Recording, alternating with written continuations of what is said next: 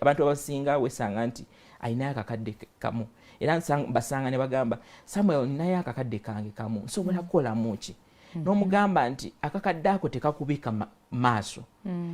tunuulira olabe nti kiki kyoyagala otunda tandika na kintu kimu bwe kiti ati wenjagala coach Samuel waki wamubuuza kiki kyoyagala okutunda Rachel namubuuza ekintu ekyo nti abantu abasinga batandika ebintu lwokuba nti alabye oli gundi akikola wabula buli business gy'ogenda okuba nga okola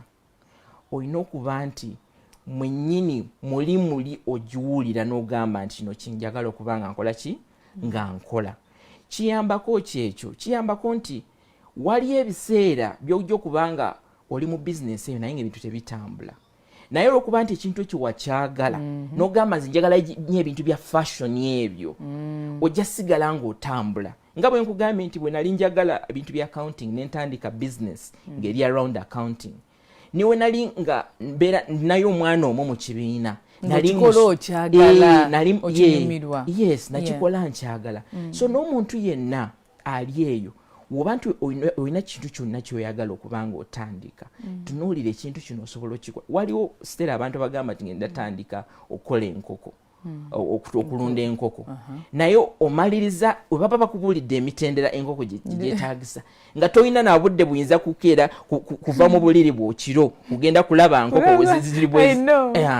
so olina okulaba okutegeera ekintu kyonna kyogenda okutandika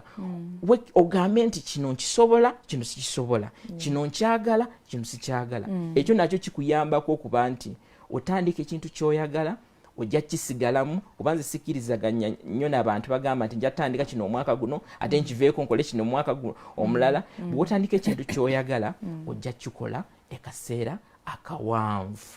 ate ojja kusigala nga oyina passion eyo gy'ojja nayo ng'ekintu kyokyagala niwe ojja n'otunda wali abantu ajja n'akuguza ne ziba ngatto ng'olabira ddala ng'ekintu akyenjoyinga waliyo ne bakasitoma agamba nze kale kankuguleko lwakuba nti kyotunda okola ki okyagala kasitoma ne bwasangawo omuntu mulagamba oli Samuel aliwa gyabanguza kozi njala nnyo engeri gyayogeramu ekintu kyo kiba kirungi nnyo notandika ekintu kyoyagala wadde manyi nti oluusi kuba muntu muyinza kugamba nti ate ekintu kyoyagala oyinza okwesanga nti akatale k'olimu kwegamba tekeetaaga ekyo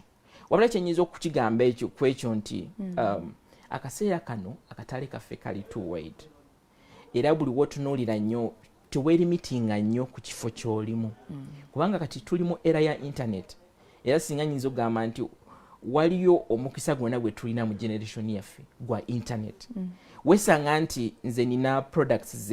zentunda naye nolaba nti oyina nga courses zange oba even coaching sessions abantu ne basubscribinga ne baŋŋamba kati coach twagala kuweebuuzaako ku bintu by'ensimbi nolaba nti omuntu omunakenya ajja kusasulira ku Safaricom sente zo zifune obeere nga oli wano Uganda naye ng'osobola okukola ki ku sente mu bantu abali ebweru naye kyonna kyokuzisiza mu timbagano so abantu bonna balina okwetunula balabe nti akatale kange kaliwa olabe nti akatale ako osobola okukatuukako niwe oba nti odiringa mu bintu nga kangambe nti fashion products wesanga nti oyinza okubeera nga oli oba aluwa naye nga akatale ko tekali aluwa akalewo kali mu Kampala